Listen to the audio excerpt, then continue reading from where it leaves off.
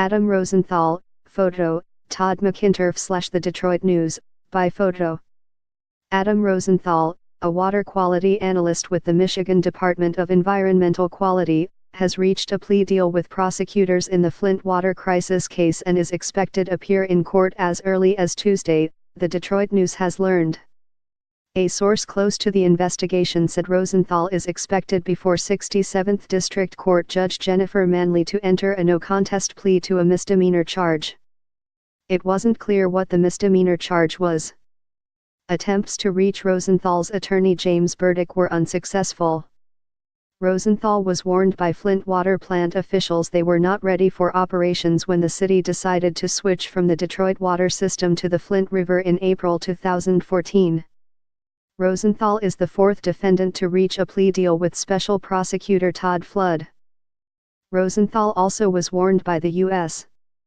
Environmental Protection Agency that high levels of lead are usually due to particulate lead, an indication of a corrosion problem. A task force appointed by Gov.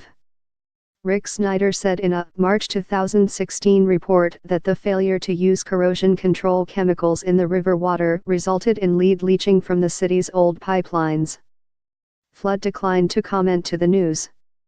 In 2015, Rosenthal allegedly helped manipulate lead testing results and falsely reported they were below the federal action level of 15 parts per billion. He is charged with misconduct in office, neglect of duty and tampering with evidence.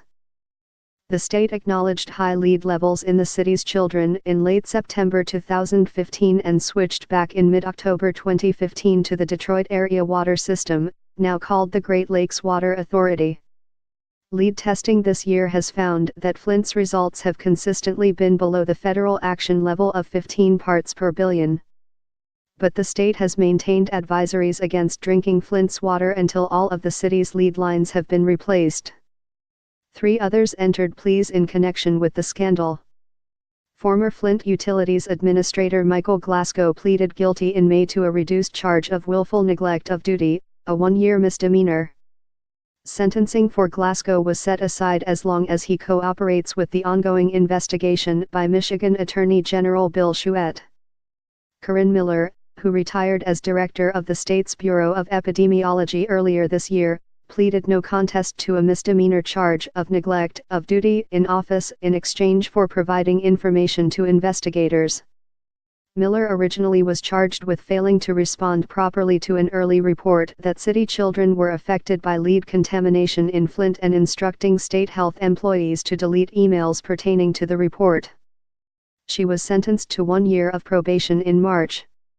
In late November, former Flint Utilities Director Doherty Johnson pleaded no contest to failing to give water documents to a Genesee County Health Department employee investigating a possible connection between Flint water and Legionnaire's disease outbreaks that eventually killed 12 and sickened 79 others in the Flint area in 2014-15.